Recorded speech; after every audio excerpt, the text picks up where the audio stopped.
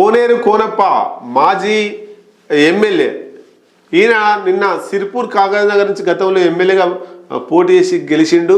ఇప్పుడు మాజీ ఎమ్మెల్యేగా ఉన్నాడు.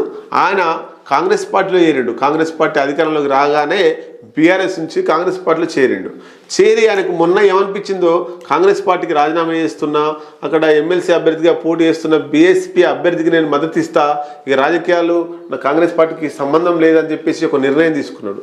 తీసుకున్నాక కొన్ని గంటల్లోనే ఏదేమైందో తెలియదు కానీ రేవంత్ రెడ్డి పిలిపించుకున్నాడు. రేవంత్ రెడ్డి పిలిపించుకొని ఆ రాజీనామాని వెనక్కి తీసుకున్నారు. అంటే ఏం జరిగి ఉంటుంది?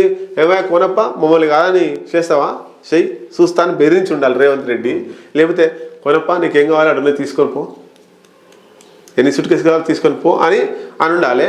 మూడవది, నీకు ఆ పదవి ఇస్తేనే సపరేట్గా రాజీనామా వెనక్కి తీసుకొని పో. ఆ పదవిగా అన్నా రాజీనామా కావాలి నీకు. ఇంకేం చేస్తావా? చాలా ముసలాడు అయినా ఇంకేం గెలుస్తావు చెప్పు. ఆ ఎమ్మెల్సీ తీసుకొని సపరేట్ పో. అంటే ఈ మూడు కారణాల వల్ల ఈ రాజీనామాను వెనక్కి తీసుకోవాల్సిన అవసరం కోనేరు కోనప్పకు వచ్చింది. CM Revanth TPCC chief Mahesh గౌడ్ను కలిసిన కోనప్ప మాజీ మంత్రి ఇందిరాకరణ్ రెడ్డి రాజీనామా చేసినోడు రాజీనామా చేసి ఇంటికాడ కూర్చోవాలి. వాళ్ళని ఎందుకు కలవాలి మళ్ళా? అంటే ఏదో ఆశించి రాజీనామా చేసిండు, అది ఇస్తున్నారు కాబట్టి మళ్ళీ రాజీనామాను వెనక్కి తీసుకున్నారు. ఇది